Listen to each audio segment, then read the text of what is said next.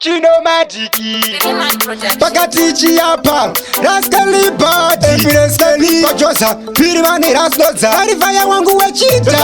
Ndisa kusaita prefe Ujazi mukabiwa ndenzi njini suspect Dijiti ano ndidata etafura toke Macheya zangu ndo na mira iri Colgate Dininda kazo cheka vamwe memunereza Paripoti pakaskwa yu ininda visa Nonyora eyi totezera kutinda pasa Ufaji ndichifembera kundo ita body master Kushikoro ndaita bandiri ndeka Mabreki zangu ndo shimira rangu roka Panangi ndo square ini ndisiri soba Mabuku ndichizira musagara vanichoka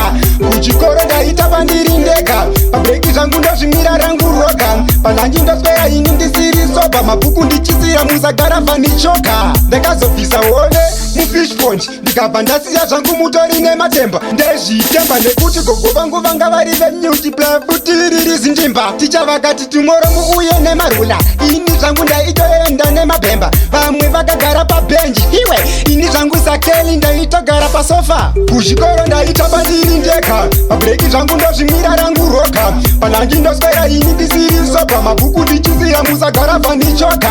Kuchikoro ndaita bandiri ndeka Mabreki zangu ndozvimira rangu roka Panangi ndoswera ini ndisiri soba Mabuku ndichizira musagara vanichoka Mabebi ndisina kosi ndagona kuzvigutsa Vamwe vachidzidza inini ndichitamba juga Zuva revabereki ndaitoda namawindi Ndodezera kuti ava ndivo vangu teti Ini ndakazocheka vamwe memunereza Paripoti pakaskwa yu ini ndabvisa Nonyora eyi todezera kuti ndapasa Ufaji ndichifembera kundoita body master Kuchikoro ndaita bandiri ndeka Mabreki zvangu ndozvimira rangu roka Panangi ndoswera ini ndisiri soba Mabuku ndichizira musagara vanichoka